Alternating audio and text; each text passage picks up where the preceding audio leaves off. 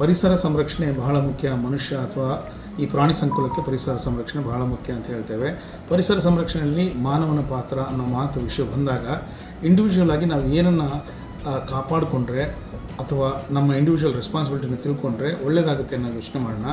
ನೋಡಿ, ಇಡೀ ಪರಿಸರ ಚೆನ್ನಾಗಿರಬೇಕಂದ್ರೆ, ಎಕಲಾಜಿಕಲ್ ಸಿಸ್ಟಮ್ ಚೆನ್ನಾಗಿರಬೇಕಂದ್ರೆ, ವಿಲಿಮಿ ಎಲ್ಲೋ ಕಿಲೋಮೀಟರ್ಗಳ ಮೇಲೆ 20-30 ಕಿಲೋಮೀಟರ್ ಮೇಲಿರುವಂಥ ಓಝೋನ್ ಲೇಯರ್ ಚೆನ್ನಾಗಿರ್ಬೇಕಂದ್ರೂ ಮನುಷ್ಯನ ಮನುಕುಲದ ಮಾನವರ ಆರೋಗ್ಯ ಚೆನ್ನಾಗಿರಬೇಕು. ನಿಮ್ಮ ಆರೋಗ್ಯ ಚೆನ್ನಾಗಿದ್ದರೆ ನೀವು ಮೆಡಿಸಿನ್ ತಿನ್ನಲ್ಲ.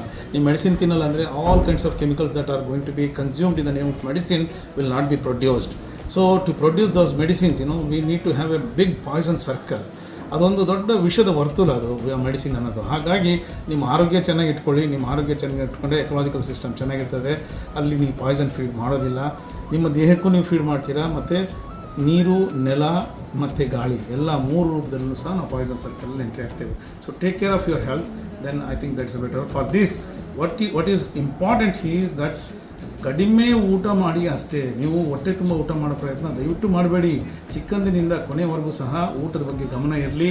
ಕಡಿಮೆ ಊಟ ಮಾಡಿ, ನಿಮ್ಮ ಆರೋಗ್ಯ ಚೆನ್ನಾಗಿರುತ್ತೆ. ನಿಮ್ಮ ಆರೋಗ್ಯ ಚೆನ್ನಾಗಿರುತ್ತೆ ಅಂದರೆ ಪರಿಸರ ಚೆನ್ನಾಗಿರುತ್ತೆ. ಯಾಕಂದರೆ ನೀವು ಮೆಡಿಸಿನ್ ಮೇಲೆ ಡಿಪೆಂಡ್ ಆಗಲ್ಲ.